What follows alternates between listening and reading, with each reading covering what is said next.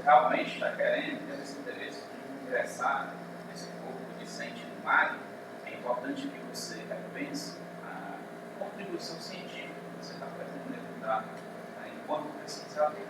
Né? Eu julgo muito isso e acho importante. Afinal, é para isso que vocês pretendem ingressar nesse corpo. Então, certo? Sim. Aqui, você é só mesmo pelas gratificações. Não. Também, né? Não vamos falar a verdade também, né? Mas, enfim, como toda atividade racional sistemática, de acordo com o Antônio Carlos Gil, a pesquisa ela vai exigir algumas ações desenvolvidas ao longo desse processo e estas ações precisam ser efetivamente planejadas. Daí, a importância desse projeto de pesquisa. Então, eu acho que o primeiro momento e o primeiro passo que vocês vão ter que dar é justamente o planejamento. O primeiro momento, a primeira fase da pesquisa. E ela é um momento, inclusive, que a gente já vai começar a trabalhar hoje, fazer vocês pensarem um pouco a respeito do que pretende fazer como pesquisadores. É o momento em que tu vai pensar o teu problema de pesquisa. E a gente já vai mostrar como é que você vai elaborar esse problema de pesquisa, que deve vir a partir de uma sentença interrogativa, em forma de pergunta de partícula. O nome não é à toa. Problema.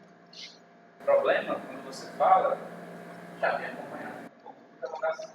Vocês não concordam? A gente vai também trabalhar essa formulação desse problema. Eu acho que é o primeiro momento da pesquisa. Crucial. Difícil. Confesso. É complexo. É o momento em que tu bate a cabeça mesmo na parede.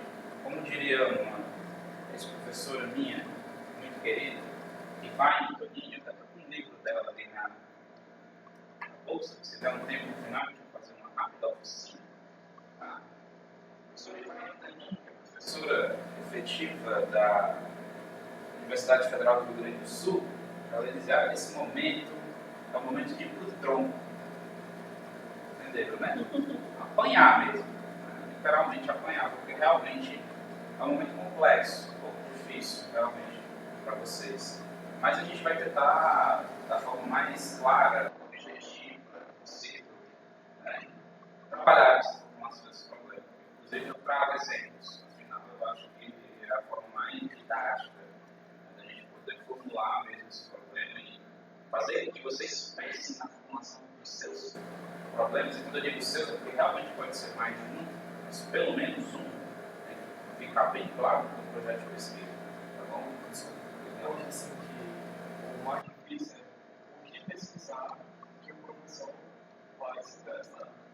Até porque tem um problema, mas será que pesquisar que vai de acordo com a linha daquele professor? Isso realmente é um outro problema, né? É esse que é o sentido que a gente não usa como projeto, né? Que pode até ser bom. Mas aí se você for submeter a, por exemplo, a física, se o professor tiver interesse, então assim, o que seria que a gente fazer? Porque assim, eu acho que, pelo que eu estou vendo aqui, pela diversidade, né, no que diz respeito à formação de vocês, eu acho que uma grande dificuldade vai ser tornar o que vocês estão pretendendo geográfico, né? Eu acho que isso vai ser um desafio para alguns, apesar de serem áreas afins, né? Porque, por exemplo, eu aprendi esse pedagogo, né, vai puxar mais uma questão do que? Do ensino. Do né? ensino. Do ensino. Verdade. Eu acho até que esse pedagogo ele pode ter uma maior facilidade nesse caso. O ensino, liberdade, né? Até por estar diretamente voltado. E como está sendo aberto agora, aí os professores eles vão ter essa. Será que eles vão estar. Inclusive, a gente teve essa preocupação, né? Acho que vocês perceberam aí no episódio Interessante a colocação. de disponibilizar esse quadro de docentes com uma área de atuação, né? Porque em outros editais isso não foi realizado, né? E aí acabou tendo essas dificuldades de muitos. Exatamente. Mas é importante que a gente coloque para que vocês estejam atentos e se enquadrem, se encaixem, se reconheçam, né, ali e procurem desenvolver as pesquisas naquela linha, é o ideal, para que vocês já estejam cientes. A gente não vai ter nenhum contato com o professor, porque assim, eu sei que eu já fui, né, eu já participei de outras faculdades, já tive outras orientações mais de grupos, né, iniciação científica lá na comissão de região. E aí a gente sabe do contato com os orientadores, com os professores que trabalham, né, cada graduação você tem os seus. Né? Assim, não são assim. Não, né? Mas é que conhecimento. são casos. Deixa eu me colocar. Então, você tem conhecimento de pronto, vê o nome de fulaninho, José. O José é São pessoas que já vêm desenvolvendo, quer dizer, você que estão na iniciação científica, já vêm desenvolvendo um projeto. No caso, o professor já conhece eles. Pronto, seria. Mas eu acredito que é imparcial, né? Mas eu não tenho acesso a essas informações. Eu não faço parte da comissão de seleção. Assim como vocês, vão ter uma surpresa no final. Mas tá aqui, assim como vocês, eu vou olhar o resultado final. Quem é que vai ser meu orientante? Eu vou saber. Esses casos são externos. Eu não posso escolher um orientante. Isso realmente é um caso totalmente interno. É óbvio que, é claro que a própria comissão de seleção, no momento ali, ele vai ver quem foram aqueles aprovados, é aquele que se enquadra mais pelo projeto de pesquisa. Né? Esse aqui mandou um projeto sobre desastres naturais, naturalmente ele vai para o gênero. Mas eu não tenho como saber quem são. É o perfil de cada aluno. É o perfil do aluno, mas principalmente do projeto. De acordo com a temática do projeto, né? Com o objeto de estudo é que ele vai ser encaminhado para algum orientador específico. Né? Às vezes até pode ter uma surpresinha para o orientador e ver esse bicho nem é muito na linha do trabalho, mas botaram para mim, acontece. E aconteceu em outras situações. A gente já tem que Justamente escolher, porque, né? A gente já tem que escolher o orientando lá na se eu não me engano, acredito que dessa vez vai ser assim. Até o último não. Né? Até o último você não escolheu. Esse a gente está tentando fazer dessa forma, até para ficar mais claro para o professor e para o aluno essa questão. Né? Para evitar futuros problemas. Né? Afinal, às vezes ficava até difícil para a própria comissão ela enquadrar, né, o próprio trabalho daquele aluno e algum pesquisador, né, algum desses docentes. Mas, enfim, eu não tenho esse poder, eu realmente não tenho ingerência sobre isso, porque são casos realmente resolvidos pela comissão de seleção e eu não estou incluído nesta, tá bom? Ok? Então vamos lá. Voltando para cá nessa fase de planejamento, então a gente vai trabalhar justamente aqui nessa aula de hoje na formulação do problema, na delimitação desses objetivos. Vamos também tentar aí, né, outro processo um pouquinho complicado, trabalhar com essas sentenças afirmativas, a qual denominamos hipóteses, e também trabalhar aqui como é que esses conceitos seriam trabalhados no próprio trabalho. Bom, então a gente vai trabalhar dessa forma e, claro, inicialmente com a formulação do problema. Mas antes, eu preciso também situar um pouco de respeito a este planejamento. Aqui eu trago, inclusive, uma própria citação do Antônio Carlos Gil. Antônio Carlos Gil, inclusive, falando sobre a teoria geral dos sistemas. É algo bem da geografia, eu acho que alguns já devem ter ouvido falar, mas realmente a geografia física se utiliza mais. Mas, até mesmo ele falando dessa forma, ele envolve esses 4 elementos necessários quando você está desenvolvendo uma pesquisa. E eu acho que isso depende de área específica. O processo, a eficiência, os prazos e as metas. Estejam atentos a isso, porque realmente fará parte do seu dia a dia, caso ingresse no mestrado. Tá bom? Nessa concepção, o planejamento da pesquisa ele é definido como processo sistematizado, mediante o qual se pode conferir maior eficiência. Observem as palavras-chave, a investigação para determinado prazo e o alcançar o conjunto das metas estabelecidas. Então, essas palavras-chave são fundamentais nesse planejamento do projeto de pesquisa. Né? Então, existem alguns, como é que eu posso dizer, itens que são indispensáveis, que não podem faltar no projeto de pesquisa. E por que eu digo isso? Vocês vão notar, inclusive eu já poderia, quem sabe, até perceber isso aqui, principalmente aqueles que já tiveram experiência em elaborar um projeto de pesquisa, mesmo que na graduação, e dependendo de área, de pesquisador, até mesmo de estilo, você pode ter uma estrutura um pouquinho diferente. Mas não se esqueçam disso, vou também trabalhar um pouco isso mais adiante. Às vezes é só um rótulo.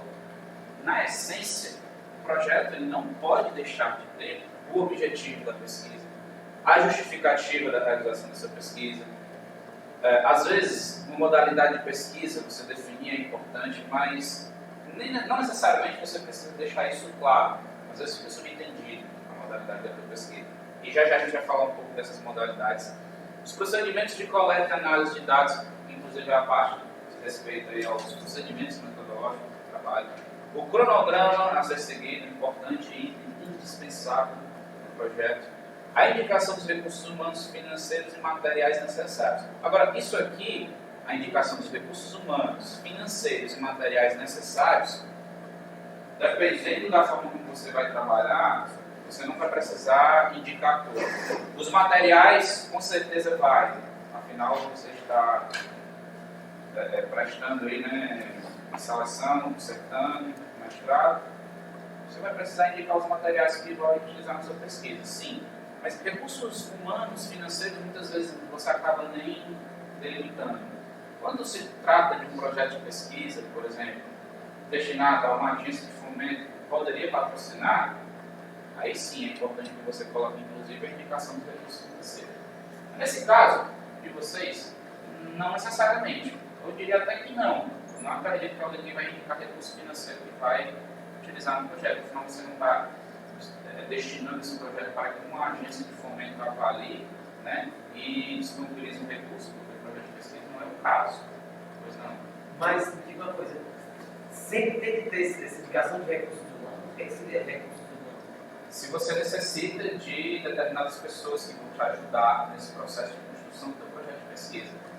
Não necessariamente isso ocorre. Por exemplo, nesse caso de vocês, eu acredito, pelo menos eu acredito, que muitos de vocês vão desenvolver a pesquisa naquele momento só, naquele segundo ano, né? Mas às vezes a gente precisa de alguns recursos humanos. Se for um projeto que for, por exemplo, você trabalha em um órgão e você precisa envolver outras pessoas naquele projeto de pesquisa e necessita de um patrocínio sem ter que ficar, aí você precisa deixar essa indicação dos recursos humanos. Porque eu vou te dar um exemplo. Recentemente, nós aqui da casa, né, da geografia, chamada Municipal, a gente encaminhou um projeto, né, de financiamento do INEP. Nesse projeto a gente tem que indicar recursos humanos, financeiros e materiais necessários. Porque é um projeto que foi destinado para uma agência avaliar e disponibilizar o recurso ou não para a gente. Então eu preciso mostrar, eu preciso de secretários, de tesoureiros, envolvidos, de alunos, bolsistas de laboratório, enfim, de professores, pesquisadores de outras instituições que viriam como parceiros, inclusive para poder ministrar alguma palestra, algum curso que vai servir de subsídio, inclusive, para algumas pesquisas que estão vinculadas a esse projetão maior. Então, isso eu preciso realmente deixar claro. No de vocês. O projeto de pesquisa que a gente fez da Cativa de Consumo Consciente, a gente queria mandar para a prefeitura um projeto, a gente fez um projeto lá na faculdade, seria para a prefeitura, seria para ela comprar. Porque era a questão da desperdício, de envolver, né, o órgão público. Nesse caso, da produção, você precisa indicar os do castigo, né? Sim, nesse caso precisa. No de vocês, não, porque é um mestrado acadêmico, entendeu? Não há necessidade de fato você indicar recurso humano e financeiro. Mas os materiais eu julgo necessário. Por exemplo, se eu, enquanto climatologista, vou realizar uma pesquisa sobre a qualidade do ar aqui na cidade de Sobral, eu preciso indicar que eu vou necessitar, inclusive, de um aparelho específico que vai mensurar a qualidade do ar, né? Que vai trabalhar justamente com essa detecção de gases. Então, esse é um material, por exemplo, que eu vou utilizar. Mas é óbvio que vai para além, tá? Vai para além, inclusive. Então, fiquem atentos aos materiais que vocês vão utilizar. Mas calma, a gente vai discutir isso ainda, a gente vai falando ali mais, esse ponto que está relacionado à metodologia. Pois não? Eu tenho muita dificuldade em definir assim, a diferença entre os objetivos e a justificativa. Eu espero que essa sua dificuldade acabe hoje. Está aqui, país. Vim longe para isso, hein? Estou agora na responsabilidade ainda maior. Mas eu quero tornar isso o mais didático possível, tá? Vocês vão perceber. Aí a importância do projeto, né? Outro fato também que eu quero aqui destacar. É importante também que você tenha um certo roteiro das ações a serem desenvolvidas. Acho que vocês estão percebendo que eu já estou partindo aqui do planejamento, para que vocês pensem a respeito do que realmente estão pretendendo. Então já comece a elaborar na sua cabeça um roteiro das ações que tu pretende desenvolver na tua pesquisa, certo? E, como eu acabei de afirmar, né, estava sendo denominado isso aqui, né, quando uma entidade, né, financia a pesquisa, é importante também que você esclareça se será pesquisado e permitir saber se isso se ajusta aos critérios definidos por essa agência. Tá? É o caso aqui? Não, então vou passar adiante. Tá bom? Não vamos tratar aqui de custos. Não é esse o objetivo. Afinal, você não está estruturando um projeto de pesquisa para uma história acadêmica. Então, não é o caso, não. Tá? Enfim, então vamos aqui aos elementos do projeto. Como eu acabei de afirmar há pouco, os elementos do projeto, às vezes, quando você vai olhar na perspectiva mesmo da própria estrutura dele, isso vai variar muito de área para área. Vou dar um exemplo. Enquanto alguns chamam de introdução, outros podem chamar de problematização, outros podem denominar de apresentação do tema, ou somente apresentação. Isso às vezes varia um pouco de área para área, de pesquisador para pesquisador, de estilo mesmo. O importante é que, na essência, ali naquele primeiro momento do trabalho, eu tenha muito claro o problema de pesquisa. E aí eu vou também já mostrar para vocês como é que vamos fazer essa redação, essa introdução, problematização, apresentação do tema. É uma questão de estilo. Eu gosto de denominar a apresentação do tema. Eu acho que eu prefiro utilizar a introdução quando trata-se de um artigo científico, né? Ou até mesmo do projeto final ali, ou melhor, do produto final, que seria a dissertação de mestrado. Aí eu acho mais adequado utilizar a introdução. Questão de estilo, formação. Mas alguns aqui poderiam, na sua formação específica, na minha época, a gente aprendeu como problematização, porque lá você coloca o problema de pesquisa. Na essência, é a mesma coisa. Mas a universidade não exige, não? Como? A universidade não exige, não? Às vezes exige, ela orienta. Como que orienta? Muitas universidades disponibilizam, geralmente online, naquele sitezinho da biblioteca, né, um guia de normalização. Nesse guia de normalização há uma série de orientações para a construção de determinados trabalhos acadêmicos, entre eles a própria dissertação, a tese, o TCC e muitas vezes o projeto de pesquisa. A UFA, inclusive, até o dia 28 de maio do presente ano, para mim foi marcante, desculpa, porque desde o ano passado eu venho criticando isso. Como é que uma instituição como a UFA não tem um guia de normalização disponibilizado online para os alunos? Fazer essa crítica ferrenha, eu acho que isso chegou aos ouvidos da administração, e aí, no dia 28 de maio deste ano, publicaram um guia no site da UFA. Acho que foi de tanto reclamar. Né? Eu fazer questão de dizer, inclusive, para os superiores, né? Porque eu acho isso indispensável. Essa UFC disponibiliza há muito tempo.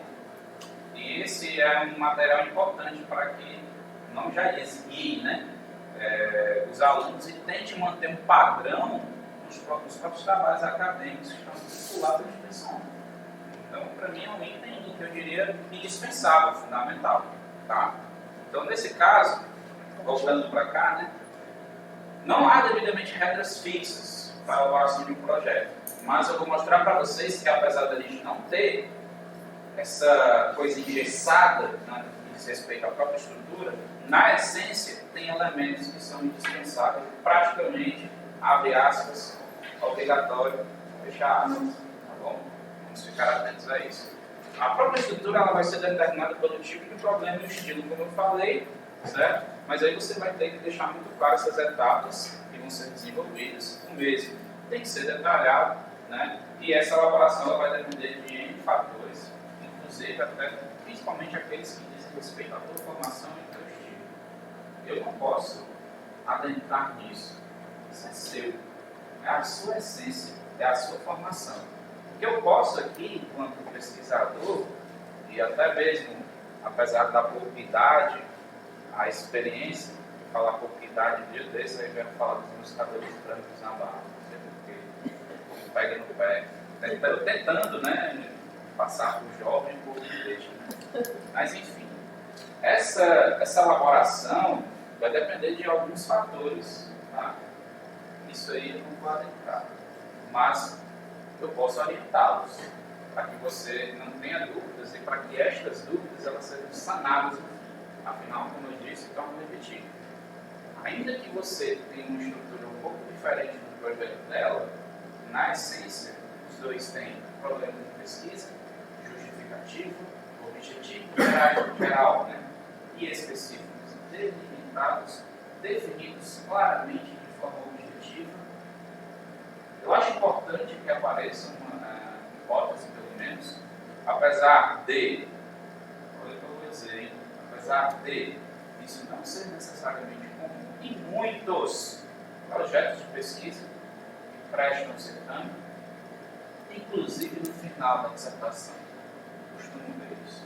Geralmente isso já acaba sendo mais forte no doutorado. As teses de doutorado, um trabalho que não tem hipótese, pode ser detonado pela banca. Desculpa o termo, mas a banca às vezes acaba pegando um pouco, mas você parte de onde mesmo, né? Afinal, vocês vão perceber no decorrer da apresentação o quão importante é você definir esse problema de pesquisa, porque ele vai nortear a pesquisa e também as hipóteses, afinal, são sentenças afirmativas que respondem provisoriamente a este problema inicial. Então, a gente vai mostrar para vocês aqui claramente por que é tão importante você definir isso. Pode ser um momento difícil, complexo, onde você vai para o tronco, né, como eu bem afirmei. Mas você não faz ideia de como isso vai resolver, entre aspas, o problema. Afinal, ele é que vai nortear toda a tua pesquisa, do início ao fim. No decorrer, é claro, que podem haver algumas mudanças, e você até reformular um pouco esse problema. Afinal, à medida que você vai lendo outros trabalhos, outras pesquisas, então você vai vendo que alguma coisa ali não se adequa, algo novo ele pode se inserir. Já a gente pode trabalhar isso também, tá bom? Agora, seguir. Quais são os elementos geralmente requeridos no projeto? Naquele momento, caneta e papel na mão. Quais são os elementos geralmente requeridos no projeto? A formulação do problema, a gente vai trabalhar inclusive aqui com alguns exemplos. A construção de hipóteses ou especificação dos objetivos. Notaram aí o ou no destaque? Por quê? Como eu disse, então vou repetir. Não necessariamente as pessoas colocam as hipóteses, ou uma pelo menos hipótese. E aí eles colocam os objetivos. Melhor ainda, se tem os dois. Isso sou eu que estou defendendo. E baseado em toda a produção científica, em todos os trabalhos que eu já li, livros, inclusive os livros de metodologia do trabalho científico. Tá? Então é bom gostando. É bom, eu diria que é essencial. Mas, como eu disse a vocês, às vezes você vai em uma seleção dessa do mestrado de trabalho, assim, 80% não tem hipótese. Às vezes está lá, subentendido, né? A visão. E a gente vai já mostrar como que são essas sentenças afirmativas. Eu vou mostrar de forma linkada um problema, uma hipótese, né? E seriam possíveis resultados. E claro, apesar de a gente acreditar que pode ser algo que vai ser comprovado no final da pesquisa, cuidado. Eu sou prova disso. No doutorado, eu estabeleci 3 hipóteses, uma delas é uma de resultados. Mas já eu falo com vocês a respeito disso. É importante também, às vezes, que apareça a identificação do tipo de pesquisa. Tá? Mas por que eu utilizo o termo geralmente? Eu, por exemplo, questão de estilo aí, ó. Questão de estilo. Eu muitas vezes nem identifico esse tipo de pesquisa, não. Dizer se ela é documental, se é um estudo de caso, eu nem sempre faço isso. Fica subentendido ali nas entrelinhas. Mas, se você acha que é importante também, para deixar claro para o leitor, aí para quem está observando o seu trabalho, analisando, deixar claro o tipo de pesquisa, faça isso. A gente vai já mostrar aqui alguns exemplos. Principalmente aqueles mais utilizados nas ciências sociais, né? Nas ciências humanas, né? Na própria geografia, inclusive. É importante que você deixe claro a operacionalização das variáveis, o comentário na metodologia que você vai fazer, que a gente vai discutir também, a seleção da amostra, que está parecendo um pouco estatístico, né? Isso aqui. Mas é porque, pensa comigo, vou dar um exemplo para ficar mais claro. Se tu está pretendendo compreender, está tentando compreender aqui a visão de Brasil no que diz respeito à política cidadão de Sobralense, então se tu está pretendendo fazer isso, aí já sei, vou fazer aplicando alguns questionários. para tentar compreender a visão, que diz respeito à política, uma série de perguntas ali, né? E aí eu vou fazer essa entrevista, questionar com algumas pessoas, né? Mas para isso eu preciso saber quantos habitantes nós temos na cidade. Faz aquele cálculo estatístico para definir uma amostra. É o que as pesquisas de intenção de voto fazem, né?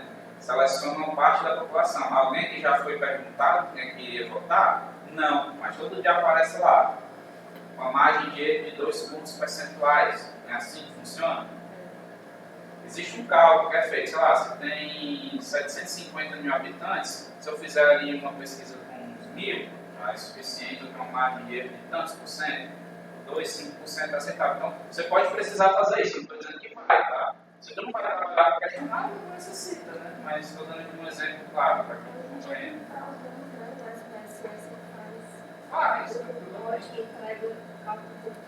Exatamente. Então, nesse caso, você precisa selecionar uma amostra. E você já está mostrando como é que você vai operacionalizar as variáveis. Qual é a variável que você está querendo tratar? Pô, estou querendo tratar justamente da, como é que eu posso dizer, a opinião do sobralense, com respeito à política aí no Brasil, alguma coisa do tipo. Claro que existem diferentes viés que eu poderia trabalhar numa pesquisa desse tipo, né? Mas eu preciso selecionar uma amostra específica, né, na minha pesquisa. Então, deixei isso muito claro. Eu dei um exemplo aqui, mas poderia dar milhões de outros mais. Eu vou perder meu tempo nisso, é claro. Tá bom?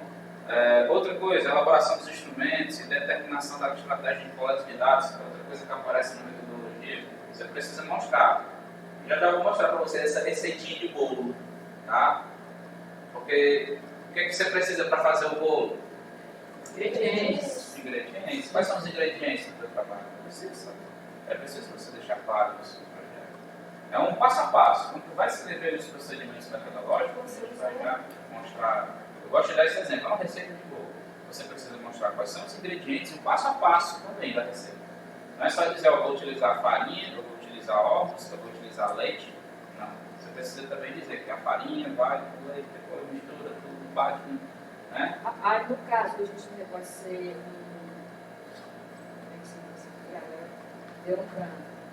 um questionário, né? Exatamente. E como esse questionário vai ser aplicado? Quem são as pessoas que serão entrevistadas? É um público de determinado bairro? É um público de uma determinada comunidade? É algumas pessoas que eu optei, por conta do meu objeto de estudo, dividir por gênero, por sexo, idade, enfim. Está me entendendo? Ou seja, eu preciso mostrar passo a passo, mas a gente vai também detalhar isso quando a gente vai falando dos procedimentos metodológicos. Tem também a determinação do plano de análise dos dados, que é um momento ali já mais à frente na pesquisa, mas que você já está pensando nele, no planejamento. Como é que tu vai analisar todas essas informações, todos esses dados que tu vai coletar na pesquisa? Outra coisa, o próprio cronograma de execução. Alguns aqui subestimam o cronograma.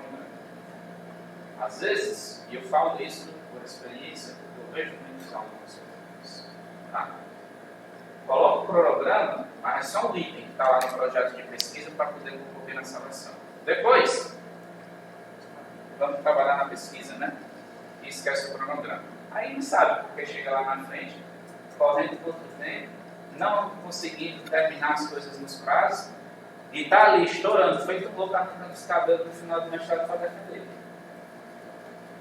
Faça o exercício de utilizar o seu cronograma para você ver como as coisas funcionam. Bom, você está falando com alguém que é muito suspeito, porque eu sou o cúmulo da organização. As pessoas dizem que eu tenho um toque. Eu vou dizer que não, né? Vou dizer que não.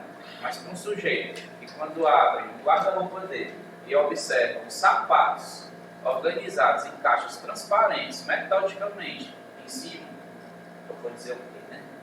Enfim, mas é porque eu sou organizado. Tudo meu é devidamente planejado. E acho que o cronograma de execução aqui não serve só para uma pesquisa, no meu caso. Acho que eu carrego isso para a vida, né? Mas, por um lado, pode parecer metódico demais. Por outro, as coisas saem bem feitas e eu facilito a minha vida. Eu acho que não é à toa que eu me identifico com tudo isso aqui, né? E estou aqui também, de certa forma, tendo esse momento de troca com vocês. Vai ver, é isso, né? Aí fica no meio... Eu muito elogiado no primeiro encontro com essa Ok. pelo Antônio Luiz. Que bom, né? Luiz Antônio. Luiz Antônio. Que bom, né? Amizade é tudo. Enfim, a gente... com relação à definição dos recursos humanos, materiais financeiros, a gente já falou, tá? Mas vamos lá. Eita, agora é valendo, né? Vamos começar a discutir um pouco o primeiro passo do teu projeto de pesquisa. O problema. Não tem esse nome à toa. Tá? Afinal, a natureza do problema, né? Bom, partindo desse princípio da natureza do problema, vocês têm que entender uma coisa. Quando uma pesquisa quer verificar as intenções de voto, para ele dar um exemplo parecido, né? Eu posso dizer que esse é um projeto simples, porque são ações facilmente delineadas, assim como os próprios cujos, para uma pesquisa de intenção de voto. Veio bem a calhar, né, esse exemplo, véspera de eleição, né? Já uma pesquisa que visa conhecer os fatores que determinam os níveis de participação política de uma população, olha a diferença, né?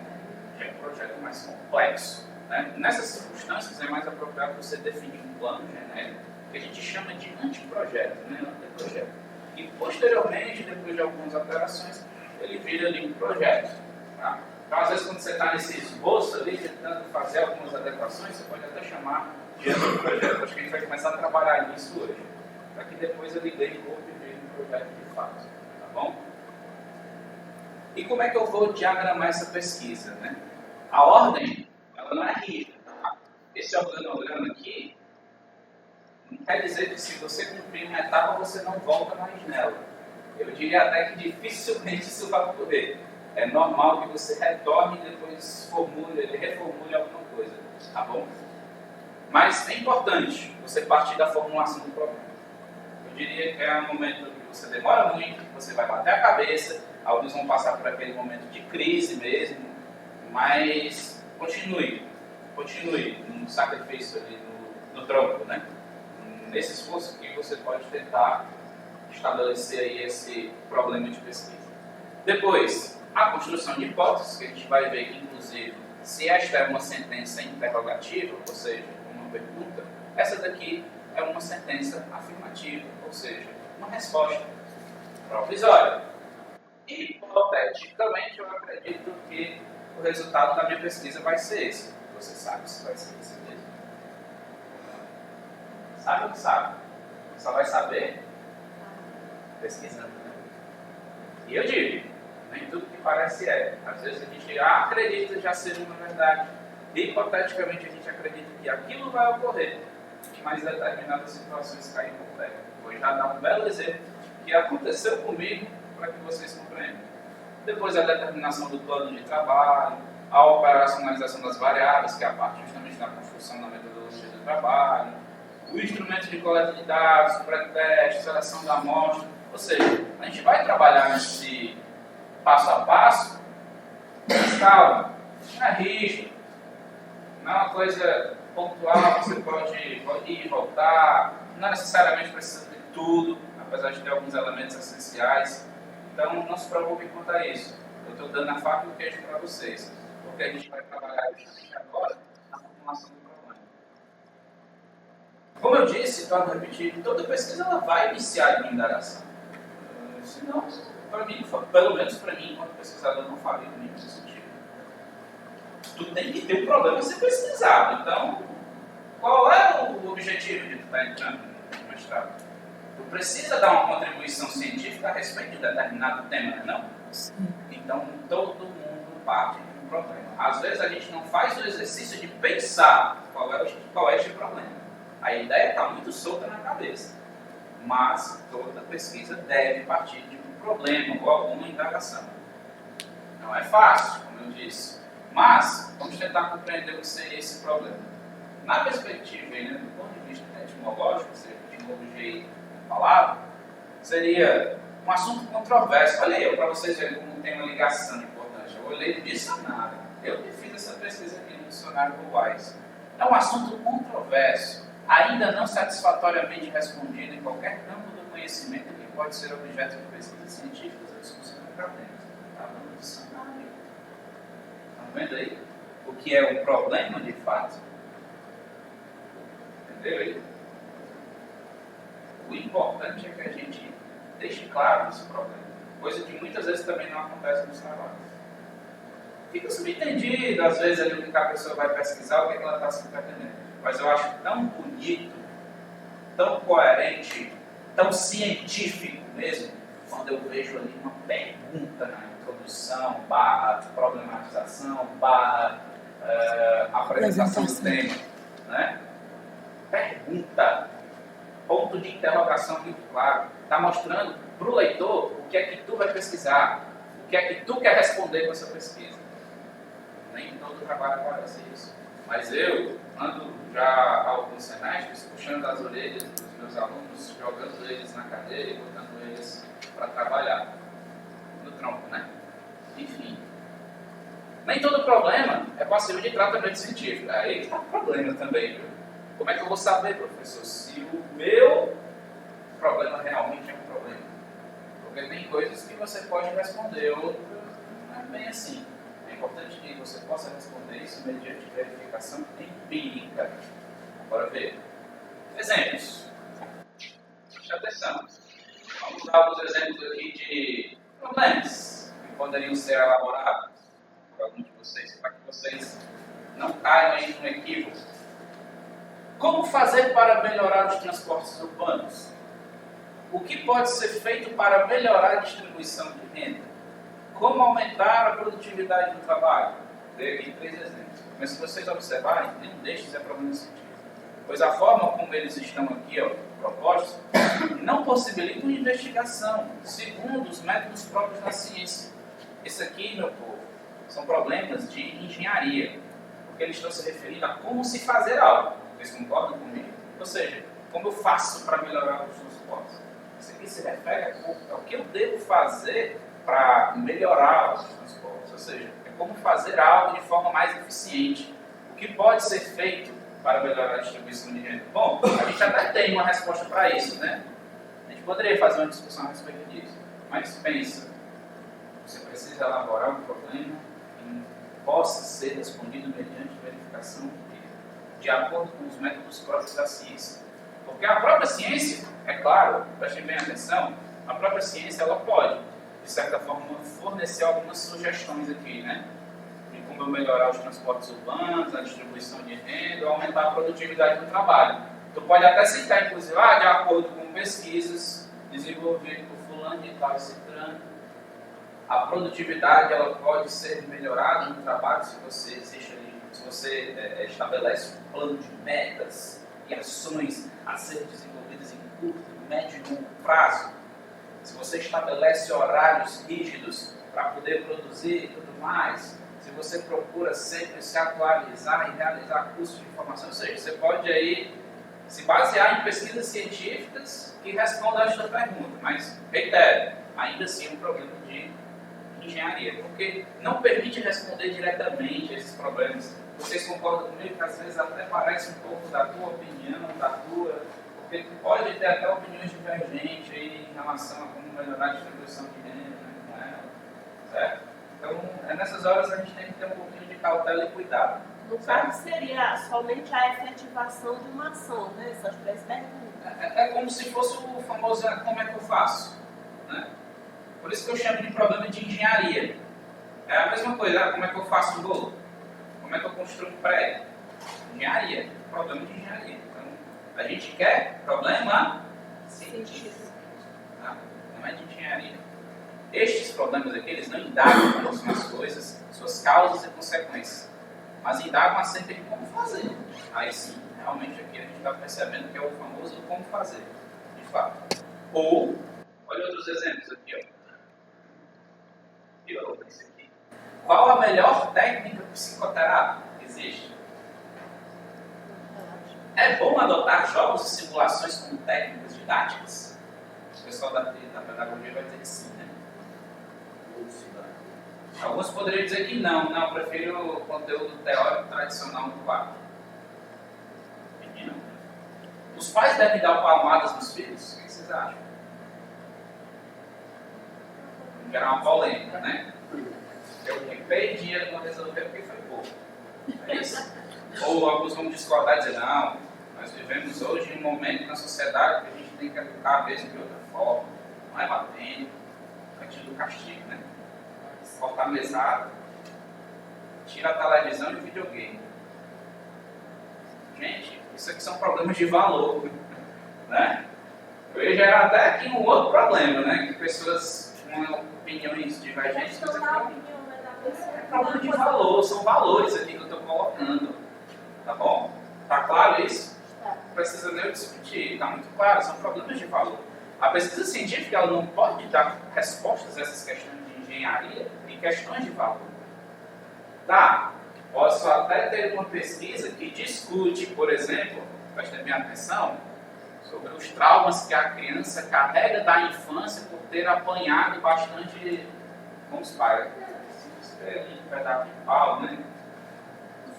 Aquela baiana bem grossa. Ou seja, mas eu já estou querendo mostrar como é que eu poderia trabalhar essa temática numa perspectiva científica. É outra situação. Porque eu posso entrevistar um grupo de adultos que, quando criança, sofreram abuso, né, dos pais. Posso? E ver como isso causou um determinado trauma. O pessoal da psicologia provavelmente gostaria desse tipo de pesquisa. Certo? Ou seja, aí já é outros 500. Aí sim eu estou tornando isso científico. Mas nesse caso aqui, perguntar se os pais devem dar palmadas e filhos, por favor, isso aqui é um problema de valor. A pesquisa científica não pode dar resposta para isso. Porque a sua correção ou incorreção não é passível de verificação. Aí vocês devem estar se perguntando, professor, tá, tudo bem, já entendi, mas é um problema científico, onde é que entra aí? Agora, né? Afinal, é isso que a gente quer, né? Problema científico, por favor, né? Vamos parar de gabelar, né? Bom, quando um problema é científico, simples, quando ele envolve, não é simples assim, quando envolve proposições que podem ser testadas mediante verificação empírica. Eu trouxe aqui alguns exemplos de como eu posso ter perguntas de partida, eu também gosto de denominar assim, tá? Por que eu chamo de pergunta de partida? Não já diz, é uma pergunta que eu estou ali botando no início do trabalho. É o meu ponto de partida, é o pontapé inicial da minha pesquisa. É o que eu pretendo responder com ela. Pois bem, se eu pretendo pesquisar sobre a desnutrição e como ela contribui para o rebaixamento intelectual, a desnutrição contribui para o rebaixamento intelectual, aí tem um problema científico. Porque aí eu vou mostrar, mediante verificação empírica, como é que eu posso responder a esta pergunta. E aí você vai mostrar. Para isso, eu selecionei determinado grupo para realizar a pesquisa, para verificar se realmente isso poderia interferir. Né? Sei lá, você pode até utilizar aí técnicas bem avançadas, né? Inclusive tentar detectar e entender o QI de alguns desses entrevistados. Né? Enfim, isso aí é contigo, a pesquisa é tua. Né? Mas aqui eu posso dizer que é um problema científico. Vou te dar outro exemplo. Esse aqui, no caso, é bem particular mesmo. Um problema que eu mesmo elaborei. Pesquisei, obviamente. Né? Quais os sistemas atmosféricos e mecanismos físicos, alguém vai entender isso? Então, aí, de certa forma, na geografia, que geralmente influenciam na ocorrência de eventos extremos no estado do Ceará. O que eu estava querendo perguntar com isso aqui, traduzir? Porque eu vi aqui que não tem muita geografia, né? Eu queria descobrir quais são os fenômenos que influenciam para que nós tenhamos fortes chuvas ou longos períodos de seca. Né? Ou seja, a gente sabe que entre fevereiro e maio é o período ali que chove mais, né? No nosso estado do Ceará. Acho que disso vocês sabem, né? Esse primeiro semestre, mas principalmente entre fevereiro e maio, o destaque para março e abril. Tá, mas o que faz com que esse período seja tão chuvoso? Eu vou ver a atmosfera, o sistema da atmosfera. Exatamente. No caso aí, a zona de convergência intertropical pode influenciar, que é uma banda de nuvens que fica ali no Oceano Atlântico, e aí nesse período, entre fevereiro e maio, ela vem em direção ao Ceará. O El Niño é um mecanismo físico. Ela está afiada aí. Porque a classe não entrega no ensino É porque você estava tem que aprender. A moça do tempo do jornal do Brasil, ela disse que no Nordeste as chuvas se concentram entre maio e junho. Parece que ela não conhece bem a realidade, não, né? A não ser que ela estivesse referindo a uma porção do Nordeste mais meridional, né, mais ao sul. Porque se eu for observar ali a costa leste do Nordeste, um dos sistemas que mais ocasiona chuva são as ondas de leste, os ondulatórios de leste, que realmente ocorrem em junho, julho, às vezes agosto. Mas Poderia até engolir. nos telejornais, de modo geral, a gente geralmente vê essas discrepâncias ali. Eles não às se vezes- preocupam muito com isso. Eu noto, eu gosto mais da Maju.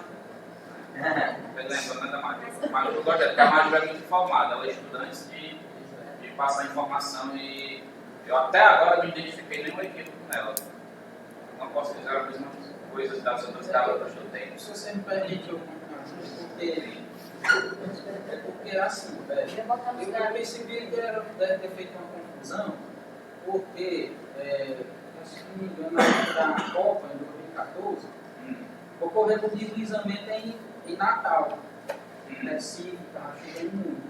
Então, ela Junho e julho, isso é comum. ela cara. deve ter atentado mais para essa parte da zona da Barra, quem sabe, né? Exatamente. Se eu for levar em consideração essa costa leste do Nordeste, realmente lá chove no junho, julho, né? Mas a porção setentrional, ou seja, do norte do Nordeste, existe, não tem jeito.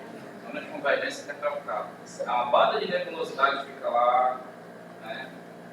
Uma porção mais assim funciona aí nesse período da frente. Eu estou usando esse termo, na verdade, é errado, subir e descer. Incursão meridional e setentrional seria mais correto, né? Mas para facilitar o entendimento. Quando esse período ela vem, aí traz chuvas para o Ceará, até para o próprio Rio Grande do Norte, né? Para essa porção mais norte do Nordeste.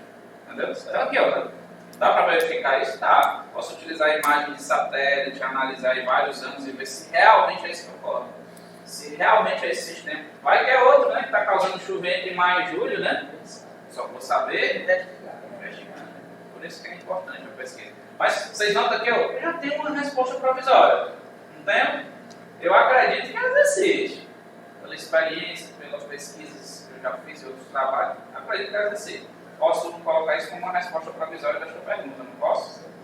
Posso. Por isso que eu digo, isso aí já seria a hipótese. Já chega lá. Outro, olha essa daqui que interessante. Vocês até podem já tentar responder, não podem não? Agora ver. Quais as regiões e municípios do estado do Ceará que são mais afetados por desastres, ou seja, por impactos diversos, né, causados por inundações e estiagens? Né, você... Não, o Ceará, vamos lá, o Ceará. Estou usando aqui para vocês, o nosso estado, para que vocês compreendam também. Isso aqui também foi uma pergunta de partida que eu elaborei no pesquisa. Essa parte da estiagem talvez não seja tão difícil, na verdade. Aí, mas responda para mim, meu cara. Pergunta, isso aqui dá para eu verificar a partir de uma pesquisa? Empiricamente? Dá. Vocês acreditam como eu poderia fazer isso? Como é que eu posso investigar os impactos relacionados à inundação de estiagem? Vamos lá. Quero respostas. Quero hipóteses. Olha aqui na região de Irauçuba, por exemplo. Exatamente. Ele pode falar aí do núcleo da edificação da geração. também, na região do Crateus. Os Crateus, Sertão Central, Inhamuns. Apropriação do homem. Também, pode entrar na discussão aí. Mas eu estou querendo que você responda especificamente quais são as regiões, e quem sabe até me citando em alguns municípios, como fizeram aqui Crateus, né, Irauçuba. Outros. Sobra chuvedor. Sobra. Chove bem. Chove bem. Você tem certeza disso? Sem. Como é que eu vou comprovar isso? Eu não sei assim. Pode Mas ser eu fácil. vejo, minha época eu tive, assim, chove, o pessoal se queixando de falta de chuva. Olha, ela está dizendo que Sobral chove Sempre bem. de Alguém Sobral. discorda? Eu não sei, pode ser.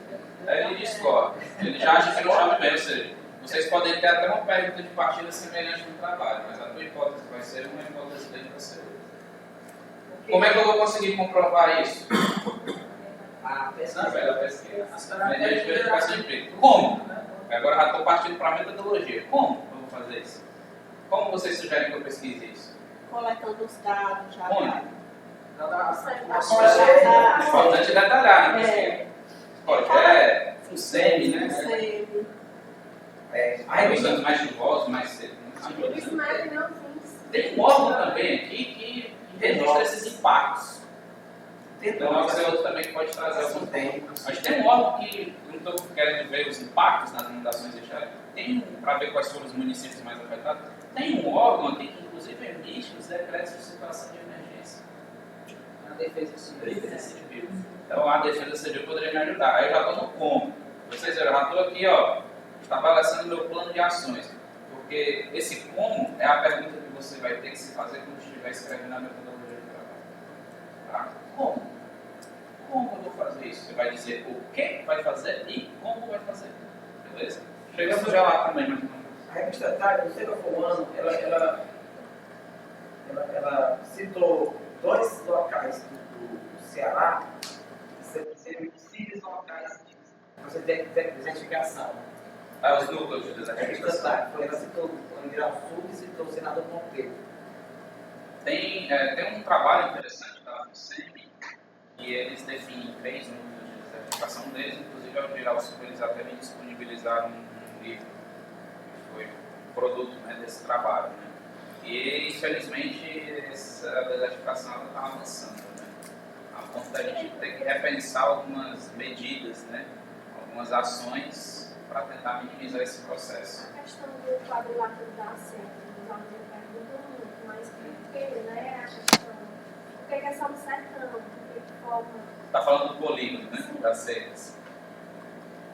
Existe uma série de aspectos físico-naturais que explicam esse polígono das secas. Está relacionado a fatores.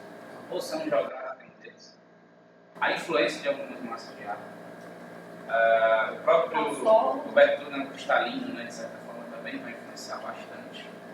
Né? A incidência, né, dos próprios raios solares que acabam potencializando o processo de evapotranspiração. Ao solo tem N alguma fatores. coisa a ver com o solo? Tem porque a superfície é cristalina e, nesse caso, dificulta a infiltração da água para o abastecimento do potencial operário. Então, essa água ela se acumula muito na superfície e acaba evaporando, né?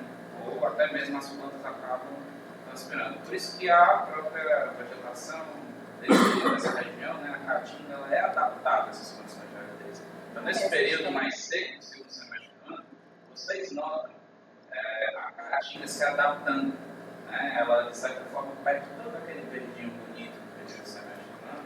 E essa é uma forma de sobrevivência mesmo, para não perder tanta água por evapotranspiração. Está morta. Caatinga, inclusive, não vem da verdade de um termo que significa mata branca. Porque eu não sei se vocês já notaram, mas nesse segundo semestre ela aparece aquele aspecto meio acinzentado, né? Esbranquiçado mesmo. Também por conta dessa capacidade adaptativa desse período seco. Vocês perguntam muito, hein?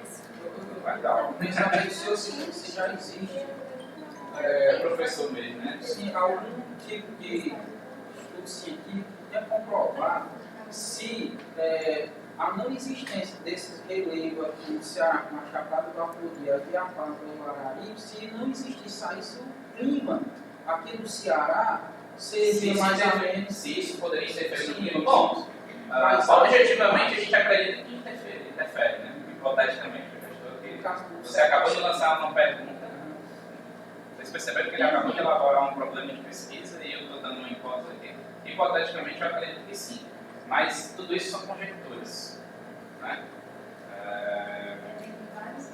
Depende, assim, eu acho que para ocorrer de fato e a gente verificar isso empiricamente e comprovar totalmente, sim, não sei se daria, são mais conjecturas, né? Mas dá para fazer uma pesquisa sobre isso. Ninguém levantou esse não. Dá para trabalhar em projeção de cenários futuros. Né? Existem linhas de pesquisa voltadas para isso. Ninguém chegou até a concluir a pesquisa sobre isso. Só conheço. Mas existem conjecturas. O fato de não existir uma pesquisa voltada especificamente para isso não impede que outros pesquisadores já tenham falado a respeito, porque já ouviram a respeito disso. Claro, acaba interferindo sim na dinâmica, né, no clima. Mas você concorda que a gente precisa disso? Eu acho importante, né, esses prédios, né, são fundamentais, né, para trazer alguma umidade, né, para ter alguns resquícios de mata atlântica, de vegetação diferenciada. Ninguém começa uma pesquisa do nada então, né? Então, tem que começar a partir desse problema aí que a gente está tentando elaborar. Eu acho que vocês já estão começando a pensar a respeito de vocês. que é uma tarefa difícil, como eu bem destaco aqui, mas que é necessário, tá bom? É o momento em que tu vai realizar essa imersão sistemática no teu objeto de estudo. E a dica que eu te dou é, se você está com problema, para elaborar o problema, procure outros trabalhos relacionados à temática que está pretendendo trabalhar. Leia outros trabalhos. Faça essa imersão sistemática no objeto de estudo, principalmente através dessa busca por alguma literatura já existente, que já se discute sobre isso. Quem às vezes acaba ficando numa situação mais difícil e delicada é quem está querendo ser pioneiro, pesquisar sobre algo novo, que você bem está sujeito. Porque aí fica mais complicado de você procurar trabalhos que já estudam. Você vai criar, né? Eu, por exemplo, passei por essa dificuldade. Mas eu acho que eu consegui superar bem, eu vivo de contar a história. E foi bom ser pioneiro no caso do estado do Ceará. Eu só estou tentando instigar outras pessoas a pesquisarem sobre essa temática, né, que envolve desastres naturais. Eu tive que procurar muitas leituras de fora do país. Porque eu acredito que os chilenos, os peruanos, os mexicanos, eles estão mais à frente nas discussões do que nós brasileiros. No que diz respeito, claro, a esta temática, tá? Certo? Até porque eles acabam tendo que enfrentar outros desastres que, do ponto de vista da deflagração mesmo, eles trazem muito mais impactos, né? Como os terremotos. Então, eles estão mais à frente nas pesquisas, nas discussões, no estabelecimento de medidas preventivas, inclusive, enquanto o Brasil ficou um pouco para trás nesse sentido. Exceto alguns estados ali do Centro-Sul, como Santa Catarina, que acabou, de certa forma, enveredando bastante por essas discussões, e hoje tem grupos de estudos, né, bem mais voltados. Aqui no Nordeste é algo que eu ainda acho muito embrionário. Ainda está nesse período aí. Eu, pioneiro do Estado. E aí alguns poucos que estão ali pesquisando no Rio Grande do Norte, na Paraíba, né, e por aí vai. Então tudo isso. O senhor tem conhecimento de alguma pesquisa sobre aqueles terremotos na Serra? Não, mas eu vou fazer. Não, eu já ouvi falar de um que nem área de geógrafo. Mas eu estou pretendendo desenvolver pesquisa sobre os tremores aqui. Tinha pessoas que falavam que vinha lá do Piauí e aqui é o reflexo. Ou ninguém sabe de onde é que vinha. Só vou poder fazer isso mediante verificação empírica. Você acaba de elaborar um projeto de partida. A ideia é essa. Assim, é verdade que toda hora solar o trem. É só que nós não percebemos. Não, é porque sim, pode ter alguns tremores, né? Mas a magnitude, né, desses tremores, elas praticamente fazem com que não seja perceptível. Curiosamente, quem acaba fazendo essa medição é um laboratório de sismologia da Federal do Rio Grande do Norte, que instalou alguns equipamentos aqui na região. Né? Então existem tremores ali de 1, 2 pontos na escala Richter, mas que não são sentidos pelas pessoas.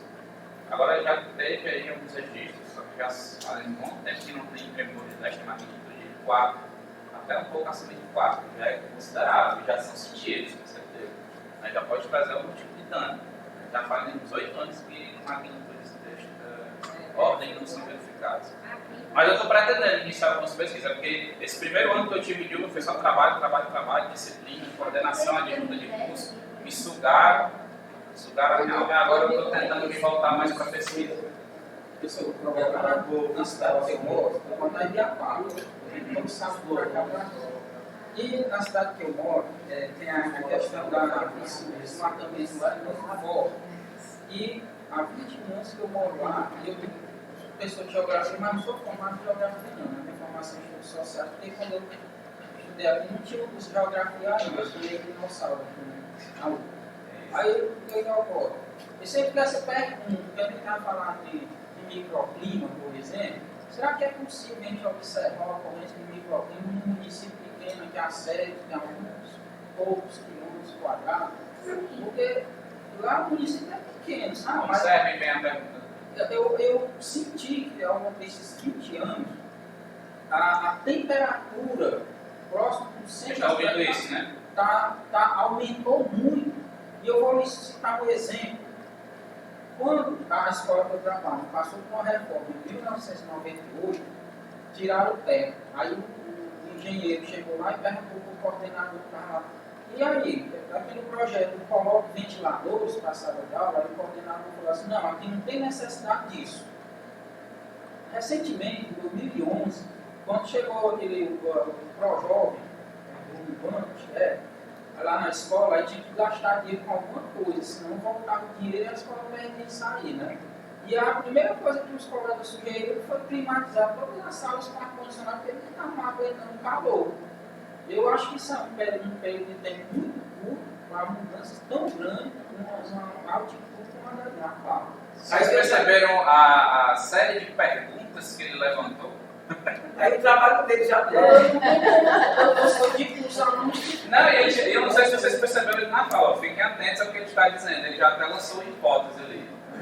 Né? Ele já lançou a hipótese de que a temperatura ela vem aumentando nos últimos anos e que isso possivelmente está influenciando para a ocorrência de um microclima ali na região. Ele acabou de estabelecer uma hipótese, que ele só vai conseguir comprovar no final do trabalho. Né?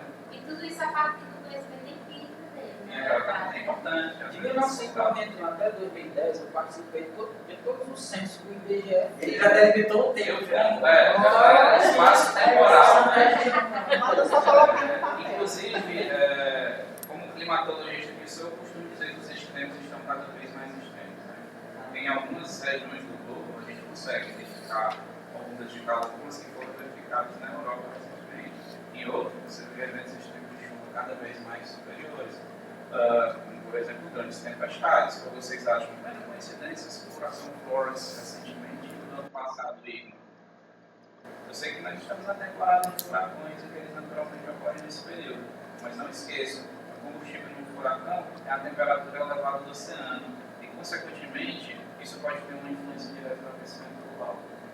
É uma hipótese. Vocês perceberam que eu acabei de elaborar uma hipótese? Eu acredito, só vou conseguir comprovar mediante verificação empírica, quem sabe observando as temperaturas das boias que colocam nos oceanos, como o álbum NOAA nos Estados Unidos. Pessoal, só para finalizar, se você me permite. Não, comigo tudo bem, eu adoro esse bate-papo, só preocupado se eu vou ter. Certo, eu vou tentar ser tá certo? Não me enriquece. Então, o que ocorreu? Certa vez eu estava no distrito de Guaraciaba, no caminho da São Benedito, e o pessoal lá, os agricultores moravam no Gramado, chama sítio, né? Fazenda e tal.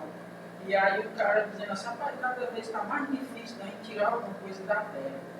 Mas se você for olhar, o problema é nosso, às vezes recebe, precisa da vegetação aqui e tudo. Aí o homem diz assim, olha, tem mais que derrubar isso tudo mesmo, porque na época da chuva fica tudo alagado, fica tudo úmido, e eu não gosto disso. Oi? Gente, que absurdo. Aí eu fiquei assim, sabe? Eu entrei com parafuso.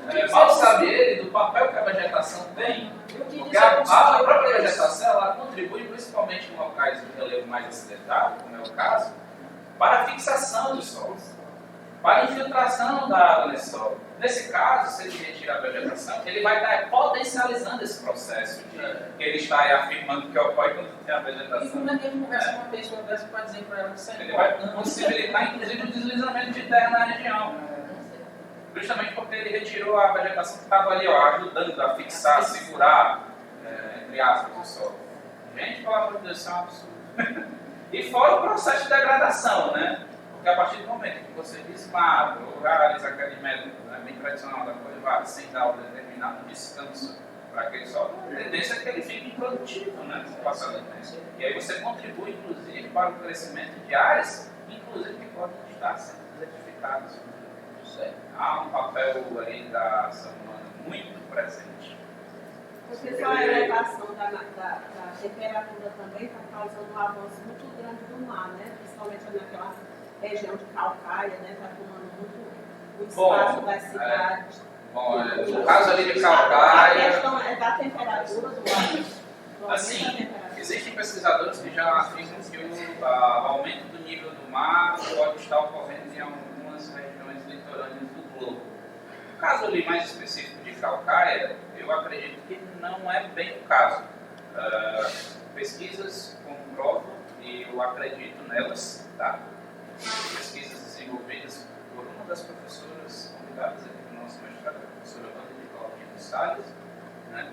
E ela não mora aqui, ela foi professora da Universidade Federal do Ceará, está aposentada, mora nos Estados Unidos, ali na região da Flórida, né? Não é exatamente a cidade, eu moro aqui. E ela desenvolveu pesquisas a respeito. Está muito a ver com a construção, tem muito a ver com a construção do Porto do Mucuri, em Fortaleza, na década de 1940, que acabou interferindo na dinâmica de sedimentos daquela área. Né?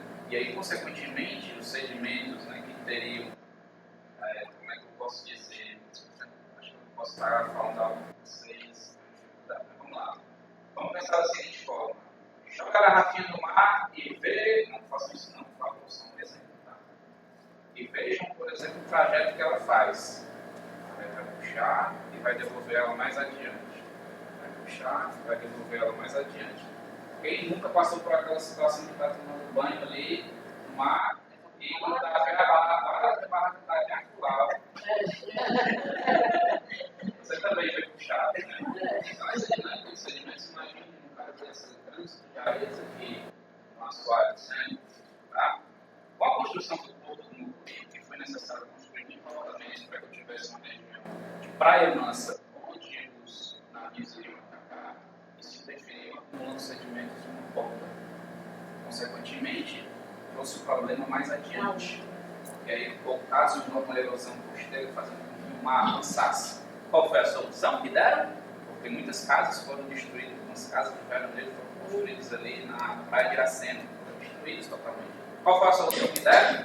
Constrói uma bateria de espigões, são aqueles moles de pedra que adentram o mar, porque eles vão conter o avanço do mar, mas vão trazer o mesmo problema que o Porto do Mucuri. Então imagine uma reação em cadeia, dominó. Eu resolvo o problema aqui, mas eu ocasiono um problema mais lá adiante. Onde é que foi o problema agora, do avanço do mar? A Calcaia lá, Caraí e aquelas outras praias adjacentes. Então, muitos pesquisadores acreditam que foi por conta dessa construção, dessa bateria de espigões ali na orla de Fortaleza. Eu ia colocar assim, só pra, na maioria que são pedagogos, aí a gente está discutindo aqui coisas da geografia, né? Aprofundando muito na geografia, talvez esteja assustando alguns. Mas assim, eu queria propor até um pensamento que a gente levasse, encontrasse um ponto de congruência, de equilíbrio entre a pedagogia e a geografia. Por exemplo, pensando na questão climática sobranense, vamos pensar bem local. Como isso impacta na aprendizagem dos alunos. Existe uma pesquisa que foi recentemente desenvolvida pelo aluno Rodrigo no TCC. Isso é possível. Existe uma linha de pesquisa, dentro da climatologia que a gente chama de conforto térmico. Conforto térmico em ambientes internos, inclusive. Né? O pessoal da arquitetura também costuma estudar a respeito. Né? Eu imagino que você pode medir a temperatura e umidade em ambientes internos, como as próprias escolas públicas, e ver se realmente, a partir de algumas metodologias específicas, se isso é confortável ou não.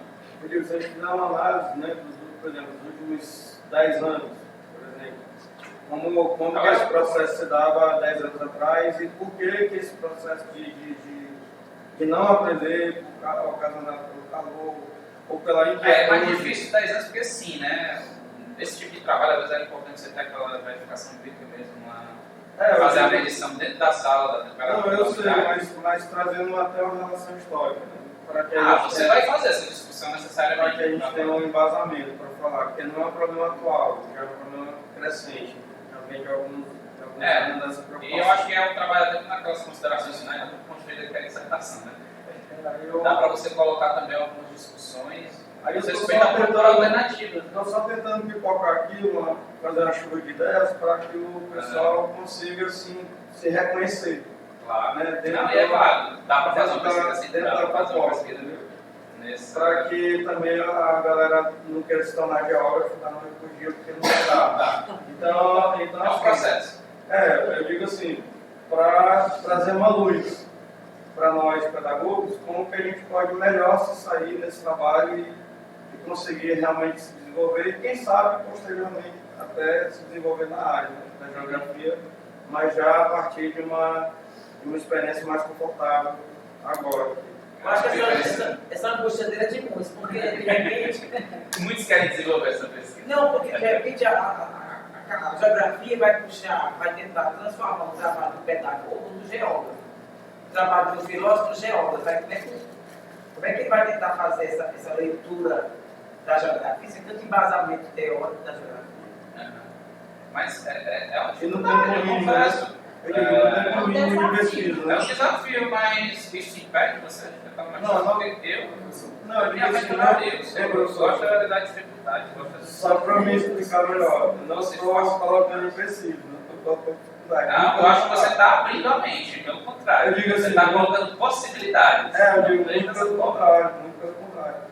Eu estou querendo até trazer uma luz para a mente de muita gente que está aqui. Eu sei que por conta até do debate que iniciou mais, fui eu, viu?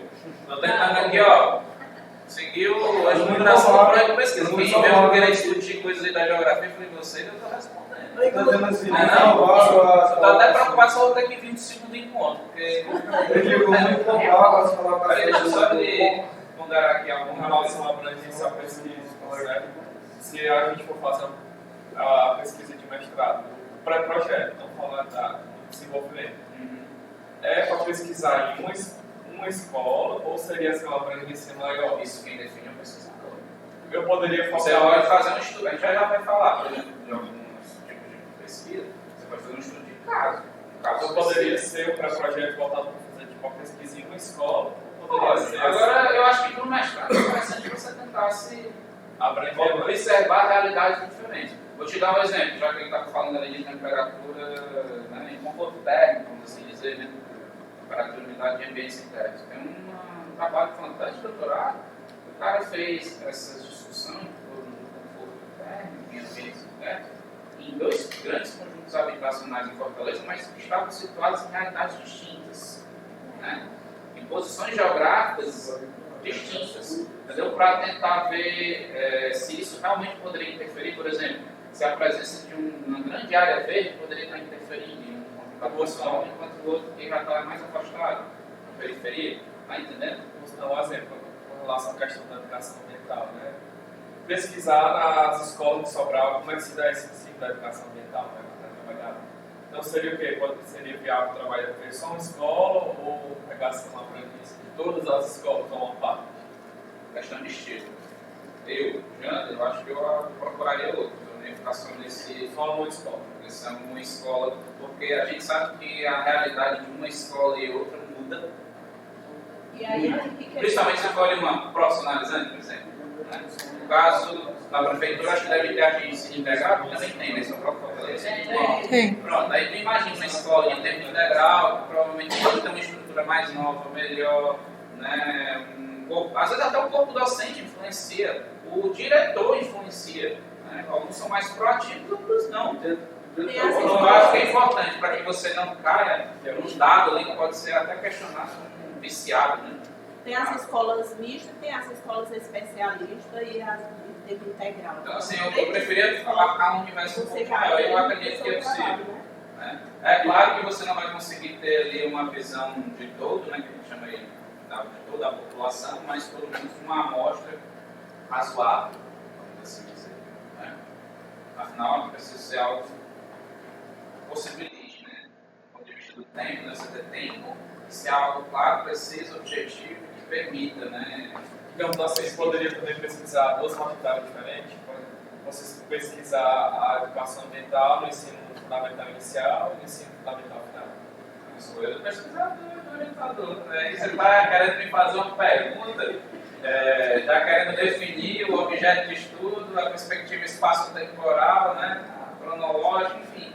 Isso são escolhas, né? Eu acho que quem tem que fazer essa escolha é você, claro. O orientador, provavelmente, nesse caso eu vejo como um trabalho mais voltado mesmo para o próprio ensino, por exemplo, né? Esse trato de educação ambiental. Um provável orientador do ensino, sei lá, Glauciano. Ela sentaria com vocês e dizer, não, vamos delimitar um pouco melhor aqui esse objeto de estudo. Né? Vamos pegar uma faixa, vamos pegar outras escolas. Não dá, não é viável, não dá tempo, são só 2 anos. Né? Então, eu acho que isso varia muito de pesquisador para pesquisador, de autor para autor. Eu acho que isso é muito instinto. Eu estou respeitando muito aqui as particularidades de vocês, se vocês perceberam. Eu não estou querendo aqui colocar, impor nada. Nem a estrutura eu estou querendo impor, estou sugerindo. Então, professor, então fica assim, um projeto chega para você. Então, você pode redirecionar, talvez, Se depois que a comissão finaliza lá e vem o meu orientando, se eu achar tudo bem, eu vou sentar com ele e dizer, vamos tentar reformular isso aqui, vamos mudar isso aqui. Às vezes acontece até de mudar o trabalho, mudar o objeto de estudo. Aí o cara entrou, mas vou chegar e dizer, do ponto de vista da contribuição científica, isso aqui que está se propondo a pesquisar pode trazer um impacto tão interessante, tanto que a gente esperava. Por que tu não tenta, eu tento não desviar muito, né? Mas por que tu não tenta pesquisar sobre isso aqui? Aí eu dou todas as orientações possíveis. Isso acontece, acontece às vezes. Estejam preparados para isso. Não fiquem assustados. Mas isso acontece, é normal. Às vezes o próprio professor dá um direcionamento nesse aspecto, né?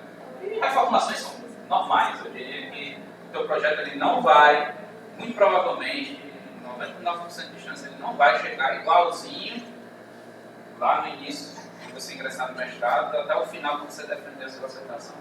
Muda. Nossa, como muda. Eu sou um exemplo claro disso. Muda muito. Às vezes eu chegar a mudar de objeto de estudo no mestrado também.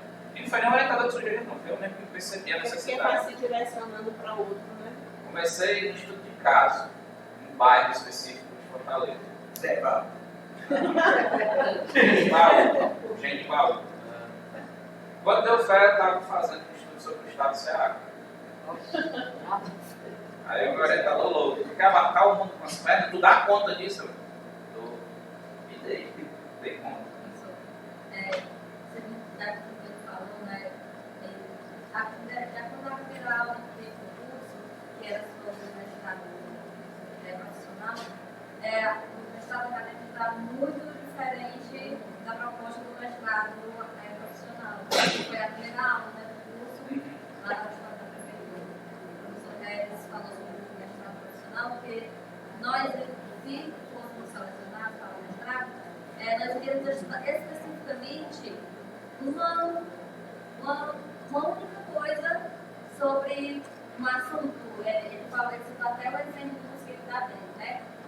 As 3 manchas do mosquito da dengue, a primeira, você iria se especializar apenas naquilo. E o outro? Não saberia de nada. Aí o mestrado acadêmico está muito abrangente, muito diferente. Abrangente, acho que é uma palavra bem adequada. Olha a diversidade que nós temos aqui, né? Então, assim, Porque assim, mestrado em geografia, alguém que faz geografia aqui, formado em geografia, chegou uma, tá ali. Pra você ver a diversidade. É a sementinha, né? Da geografia também. Só para academia, vai ser todos os sábados as aulas até. Não, todos não, porque tem uns feriados aí, então vamos ficar aguardando o próximo encontro com o Luiz Antônio, ele está definido melhor. Infelizmente foram muitos feriados. Agora, pena que tu vai embora agora, quando eu mal comecei. Eu preciso ir. Eu estou até preocupado um pouco com a hora que a gente acabou fazendo um debate aqui. Vai ser demais. Deus. Mas vamos lá, vou tentar aqui, vou correr um pouquinho, tá? Acho que é preciso. Senão a gente não consegue chegar nem na estrutura final, né? Bom, problema. Já ficou claro, né? Que ele tem que ser formulado como pergunta, deve ser claro e preciso, empírico, suscetível de solução e delimitado a uma dimensão viável. Tá? Não se preocupem em anotar, porque esse material vai ser apresentado. Por exemplo, eu tenho mais um exemplo aqui, já que estava falando aí de climatologia, acho que veio a calhar, né? O problema ele deve ser formulado como pergunta, para você ficar claro todas aquelas dimensões. Se alguém diz que vai pesquisar sobre ilha de calor na cidade de Sobral, isso pouco está dizendo. Mas, se eu posso formular uma pergunta, vamos formular da seguinte forma. Em quais localidades de Sobral as ilhas de calor podem ser identificadas? Se é que existem. Posso até fazer uma outra. Existem ilhas de calor em Sobral? Vamos dizer que sim, hipoteticamente. Né? Que fatores podem influenciar no surgimento de ilhas de calor no município de Sobral? Porque lugar é a construção, é a urbanização, é o asfalto, as cores dos materiais, o fluxo de pessoas e veículos que acabam interferindo, né, de certa forma, nesse padrão térmico aí destes ambientes. Tudo isso pode fazer com que eu tenha aí, possivelmente, muito relacionado à própria urbanização, temperaturas mais elevadas numa cidade que já é influenciada aí pelo clima semiárido, né, como vocês sabem, e um clima quente e seco. Aí você ainda tem uma urbanização que vai aumentando cada dia que passa. aumento e desmatamento. Tudo isso não pode influenciar para que a temperatura aumente? Então, quais são os fatores? Aí a gente vai investigar. As construções também foram construídas, né? Bastante. Com certeza. O problema deve ser claro e preciso, ou seja, ele não pode ser solucionado se não for apresentado de forma clara e precisa, porque muitas vezes a gente acaba vendo alguns que apresentam sempre a validez, se é que vocês me entendem, tá? Ok? Por exemplo, se você coloca um problema que envolva o termo organização, aí você sim, mas define a organização. Né? Isso é muito relativo, então às vezes até tem que tomar cuidado para que não fique um problema vago. Certo? Às vezes um artifício é você tentar operacionalizar o conceito, como eu fiz. Falei de desastre natural no trabalho. Tá. Alguns aqui devem estar se perguntando, mas o que é mesmo desastre natural? Né? Eu acho que vocês devem ter ficado se perguntando, o que é mesmo desastre? É uma inundação, a história já é um desastre por si só. Mas, de acordo com alguns pesquisadores, só é considerado desastre quando afeta um determinado número de pessoas. Mas quantos? Eu tive que operacionalizar. Usei uma metodologia de um banco de dados de uma universidade da Bélgica. Por exemplo, pronto, se tiver 100 pessoas atingidas por uma seca, desastre. Se matar 10 ou mais, desastre. Sei lá, um deslizamento de terra ocorreu, pá, matou 15 pessoas, desastre. Mais que isso, não é desastre. Eu tenho que definir isso operacionalmente. Foi uma experiência minha, tá? Não é que você vai fazer isso. É um artifício. O problema ele deve ser empírico, a gente já viu isso. Não pode se referir a julgamentos morais, né? Não pode, de certa forma, trazer considerações subjetivas, porque isso invalida os propósitos de investigação científica. Ou seja, é preciso, nesse caso, objetividade. Seja claro e seja preciso na sua formulação do problema. Tá? E ainda que ele envolva algum estudo de valor, a gente também já falou sobre isso, né? Aquelas perguntas de valor, né? Procure formular o problema para que possa ser investigado apoiando-se em fatos empíricos e não em percepções pessoais suas, ok? E fique muito claro isso. Afinal, esse processo de construção ele não é neutro. A gente sabe que ele envolve um pouco de subjetividade, claro. Não é muita técnica que está interessado em pesquisar, a tua visão de mundo, né? Querendo ou não, um pouco do seu eu aí, né? Da sua pessoa, da sua essência, está ali naquele trabalho. Mas ainda que ele envolva um pouco de subjetividade, sabe que tem, o problema ele deve ser elaborado de forma clara e objetiva mediante verificação empírica. Tá? E ele deve ser suscetível de solução. Né? Ou seja, você precisa certificar que existe uma tecnologia adequada, técnica, que você possa, de certa forma, responder aquilo, senão não é viável. Né? E quando não existe, você pode construir alguns instrumentos capazes de proporcionar a investigação daquele problema. É o que muitos chamam de pesquisa metodológica. Isso é algo, né? Muito alto, né? Eu acho que não é bem o que a gente está pretendendo aqui. Certo? E claro, como eu acabei de dizer, tem que ser formulado em uma dimensão viável. E que pensam os jovens? Isso é muito amplo. Você pode delimitar uma população, a faixa etária, os jovens de localidade, o que eles pensam sobre um determinado tema. Aí você consegue elaborar melhor. Porque você pode investigar sobre os jovens de determinada cidade que pensam a respeito de alguns aspectos de uma religião específica. Aí sim, você deve estar delimitando isso a alguma dimensão viável. Ok? Muito cuidado nessa hora. Né? Vamos fazer assim, vamos falar das construções de pausa, eu dou uma pausa. Tá bom? Pausa. Agora eu espero que seja rápido. Porque a gente... uns 15 minutinhos, porque a gente precisa... Né? Não posso estar aqui em outro momento, né? Infelizmente. Os outros objetivos de matéria, então, eles saem passando, né? Tranquilo, eu vou até meio-dia, já estou programado para isso. Tá? Enfim, construindo essas hipóteses, a gente já falou da limitação do problema. Então, pensem comigo. O problema é uma pergunta, ou seja, sentença interrogativa.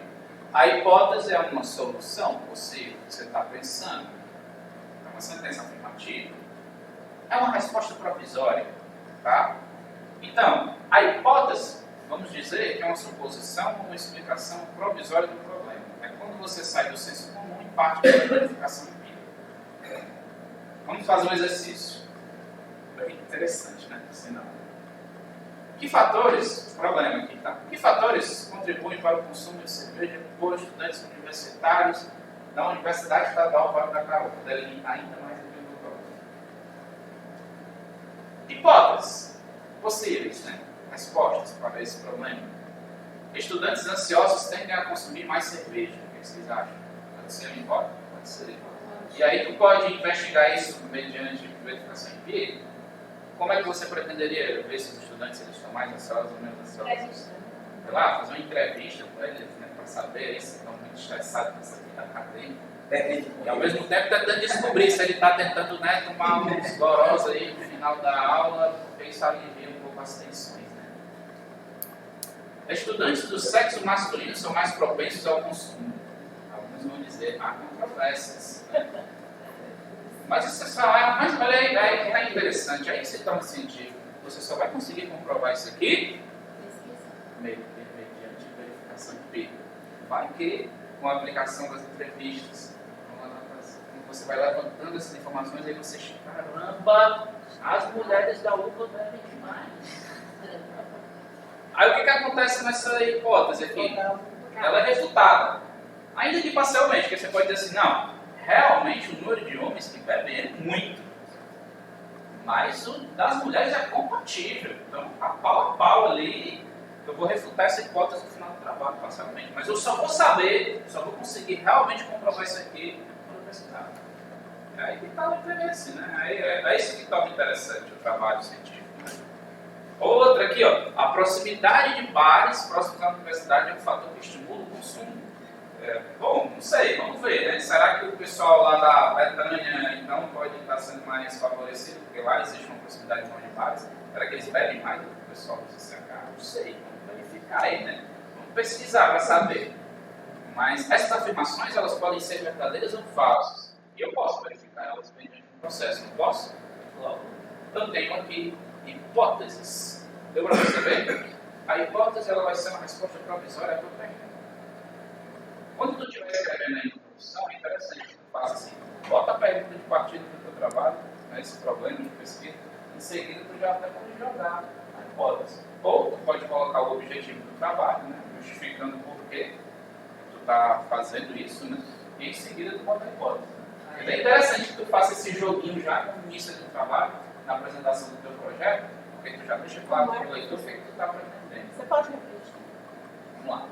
Na apresentação do projeto, que é a primeira parte do trabalho, é interessante que tu jogue as hipóteses. Não no início, claro. Primeiro tu começa ali os primeiros parágrafos, 2, 3, fazendo uma apresentação do tema, né? Trazendo a tua temática, o que é que tu está se propondo estudar. Pode até se basear em alguns dados, né? Outras pesquisas também, para tentar deixar claro o leitor sobre aquele assunto. E aí depois tu lança a tua pergunta de partida. Depois tu pode ouvir os objetivos ou jogar as hipóteses. Né? No parágrafo seguinte. Né? Ou os dois, né? Objetivo e hipótese. Ou joga logo a hipótese depois é que parte do objetivo. Porque também tem uma parte do trabalho que já vai estar lá os objetivos definidos. Então, se é para colocar uma apresentação do tema, eu, Jander, sugiro só o objetivo geral. Os específicos não vai estar em outra parte do trabalho. Não precisa ter que ficar redundante, né? Isso aqui eu acho que a popular a gente já discutiu tanto isso, né? A hipótese, né? Enfim, ela pode ser derivada de teoria, pode ser um palpite, uma mera intuição. Pode ser um palpite, eu vou verificar, né? Nem todas elas são testáveis, mas elas devem ser claras e específicas. E devem ter referências empíricas. E deve estar relacionada com técnicas disponíveis para que isso permita isso como científico, tá? Importante, tá? Alguns até nem são explícitas, né? Por isso que eu digo, em muitos trabalhos elas não aparecem. Por isso que alguns de vocês não vão colocar hipótese aqui, não. Então, elas ficam ali subentendidas. Quando tu elabora uma pergunta, tu já espera uma resposta, né? Tu já espera uma resposta, tu já suspeita aonde tu quer chegar com a tua pesquisa, aonde você vai chegar. Se ele aqui, não foi pouco. Se tu colocou aqui com relação ao conforto térmico nas salas de aula, é porque tu já está incomodado e já sabe que provavelmente é uma situação desconfortável. Mas vai que em algumas escolas não é. Você só vai saber disso pesquisando. Mas você já tem uma hipótese acreditando que existe um desconforto térmico nesses ambientes internos das escolas públicas do município de Sobral. Não é não? eu já tenho uma hipótese aqui formulada. Mas vai que na escola dela, não, lá tem muito verde, umas sombras nas salas, é bem agradável, teto elevado, tem espaço entre as salas onde cria esse corredor de vento. E eu fui observado através das medições lá que não houve desconforto térmico. Só vai saber mediante verificação empírica. Eu vou tentar ser bem rápido nessa parte da classificação da pesquisa, tá bom? Porque isso é mais relativo até mesmo para o CNPq. Eu estou mais preocupado aqui com a estrutura do projeto e vou correr aqui para que a gente tenha mais liberdade nessa estrutura final. Você pode ter essas áreas aqui que a gente já viu, né? Da área do conhecimento, você já conhece, creio eu. A finalidade tem a pesquisa básica, a pesquisa aplicada, né, como vocês devem saber. Aqui, eu acho que nem precisa me ater muito esses detalhes, porque vocês vão receber esse material, se vocês fizerem uma leitura, já dá para compreender o que é uma pesquisa básica e o que é uma pesquisa aplicada. Né? O nome ele já diz por si, né? Já que esse aqui, vamos tentar preencher alguma lacuna básica do conhecimento, enquanto aplicado, resolver alguns problemas no âmbito da sociedade e dos pesquisadores. Mas isso aqui, se você ler o documento, não tem problema. Tá? Tem as pesquisas exploratórias, as descritivas e as explicativas, que os termos já falam por si só. Né? Ou seja, essa daqui, por exemplo, você pode fazer a coleta de dados de diversas formas, como levantamento bibliográfico, entrevista, ou seja, você vai estar explorando ali, né, o objetivo. As descritivas, o nome já diz, descrever as características de uma determinada população, por exemplo, né, e identificando relações entre variáveis. E as explicativas, identificando fatores, né, que contribuem para a ocorrência de determinados fenômenos. Ou seja, está tentando explicar um determinado fenômeno. Não tem muito segredo, não. Tá? Agora, nós temos vários tipos, segundo os métodos empregados. Olha o tanto aqui. Alguns exemplos mais utilizados nas pesquisas aí, né, voltados para as áreas aí urbanas, né, enfim. Tem a bibliográfica, a documental, experimental, levantamento de campo, estudo de caso, que é muito comum, inclusive na própria geografia, tá? Pesquisação, pesquisa participante. Então aqui eu listei algumas destas que são mais utilizadas inclusive na própria geografia. Como a bibliográfica, que é baseada em material aplicado, né? E quero ou não, todos vocês vão ter que fazer essa pesquisa bibliográfica. Eu diria que é o primeiro momento ali do trabalho, né? Quando tu inicia o teu mestrado, tu vai ter que pegar ali os autores que discutem determinados conceitos e temáticas relacionadas ao objeto de estudo, né? Tem a documental, que é semelhante a essa daqui, só que aí você vai ter que pesquisar em documentos institucionais, né? E a diferença reside justamente no material consultado, porque quando ele é interno à organização, aí eu digo que é documental. Quando ele for metido em biblioteca ou base de dados, eu digo que é bibliográfico, tá? Só para diferenciar. Parece a mesma coisa, né? Temos a experimental, né? Que é uma das mais prestigiadas no meio científicos, onde o pesquisador ele é um agente ativo, né? E, claro, isso não significa que experimental vem de experimento, que ela tem que ser desenvolvida no laboratório, tá? Por favor, não vai vir por aí. Vai para além. Tem a de levantamento, quando você pega informações de um grupo significativo. Claro que aqui tem, de certa forma, uma análise bem quantitativa, né? O censo, por exemplo, é um exemplo bom para se tratar desse tipo de pesquisa. É um levantamento que eu estou fazendo, o censo demográfico, né? Quando eu vou recolher todos os integrantes do universo, né? Agora eu posso, né, delimitar uma determinada amostra, né, para fazer uma pesquisa, não posso? Uma margem dele, né? A gente deu o exemplo no início. Pronto, certo? Tem um estudo de casos, como eu disse, muito utilizado na geografia, certo? Já foi considerado por muitos tempos um pouco rigoroso, mas é assim. Quando você faz um estudo de casos, que é melhor, eu delimito ali o estudo de casos em uma comunidade, né? Casos em específico, até melhor para o meu trabalho, porque eu conheço a realidade. Eu sou daquela comunidade. Você vai ter que fazer uma imersão mais profunda. Foi isso o tempo que diziam que ele era pouco rigoroso, porque aqui você vai precisar de um amplo e detalhado conhecimento. Né? Eu já fiz um estudo de caso na apresentação de um projeto de pós-graduação. E pelo que você veio falando, o item de 1 a 4, tudo está dentro do estudo de caso. Exatamente. E às vezes, cuidado, porque muita gente pega uma pilha de dados, mas chega no final do trabalho e não consegue interpretar, analisar, enfim. aquela famosa história do abriu a porta e não fechou. Né? Chegou cheio de ideias, cheio de coisa, né? E devido aos 2 anos ali que deu tempo, é uma imersão profunda também no estudo de caso. Mas muitos preferem pela relação, às vezes até íntima, que eu tenho com uma determinada realidade, né? E conhecimento, né, dessa realidade. Aí eu me coloco na prova para fazer essa imersão. Etnográfica, quando você procura descrever os elementos de uma cultura específica. Tem a Grounded Theory, que é fundamentada em dados, um volume de dados sobre um determinado fenômeno. Né? Tem a pesquisação, como o nome sugere, a pesquisa, ação. Ou seja, uma metodologia para intervenção em alguma realidade. Certo? Por exemplo, esse tipo de pesquisação aqui é muito forte na extensão, né? Voltado até mesmo para trabalhos diretos e com organizações comunitárias, né? E procura justamente resolver aqui um problema coletivo, essa pesquisação. Tá bom?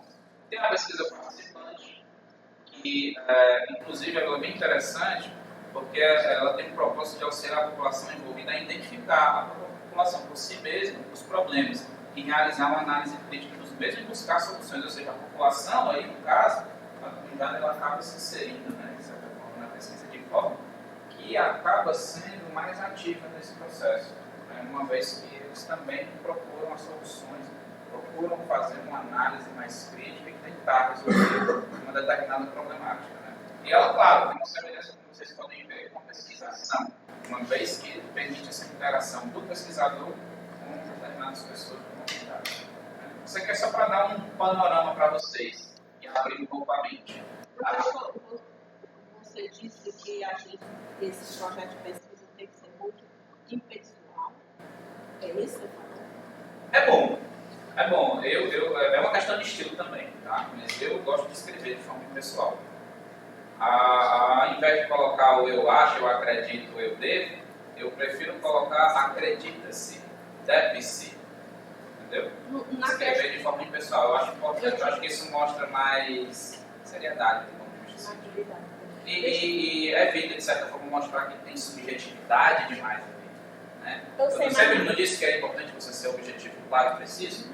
Mas na questão de colocar algumas experiências que entendeu? Não é essa, quando eu falo na impessoalidade, não de uma forma fechada, mas que a gente possa colocar alguma experiência assim. No caso, no estudo do caso. Você pode colocar, né? Inclusive experiências que foram vivenciadas. Você pode fazer isso de forma pessoal. Né? Uma vez que, ainda que você tenha vivenciado aquilo, isso pode às vezes nem ser uma realidade vivenciada só por você, mas uma realidade vivenciada por outros. Então é nesse momento que você coloca, né, o famoso acredite, ou até você pode afirmar de forma mais forte uma determinada problemática, você pode afirmar algo e mesmo assim não dizer que é uma opinião sua, não deixar claro que é uma opinião sua, que é algo que ocorre, não só na realidade que você está vivenciando, mas em outras pessoas também. Eu não estou dizendo que você tem que escrever de forma pessoal, tá? Não é isso. Como eu disse, em nenhum momento eu estou querendo dizer o que fazer, estou querendo orientar. Eu acho mais coerente, uma vez que eu estou querendo ser objetivo, claro e preciso na minha pesquisa, não é não? Vocês concordam comigo? Mas mesmo sabendo que esse mas tem gente que gosta de escrever de forma pessoal, eu respeito. Mas esse trabalho não tem um autor? Vai para você nome da carta? Claro, fica subentendido que é seu, fica subentendido que faz parte do processo. É só uma questão de estilo. Eu não vou dizer que você não pode escrever de forma pessoal, você pode, nada te impede. Né? Tá? Não existe, pelo menos não, eu já vi nas normas específicas, dizendo que você deve escrever de forma pessoal ou pessoal. Tá? Isso é uma questão de estilo. Até porque, imagina, para alguns autores, quando estão envolvidos em uma pesquisa participante, uma pesquisação, às vezes é natural até que eles se colocam, né, enquanto pessoa, né, enquanto sujeito participante mesmo daquele processo, e às vezes acaba vindo essa questão muito subjetiva fora, né, e a própria escrita naturalmente vai nesse viés. Normal, não estou dizendo que fazer, mas eu estou orientando. Questão de estilo. Meu estilo é assim, mas há diferentes, né, a gente tem que respeitar. Um científico, A diversidade, ela existe não é só aqui não. Aqui existe também nos próprios trabalhos, pesquisas, normal. Nada falta. Vamos dar uma pausinha? Agora, espero que a maioria esteja de volta aqui, depois a gente vai trabalhar agora pesado em cima da redação. Mostrar a estrutura e vocês que ela já está com ele, tá? Desse modelo.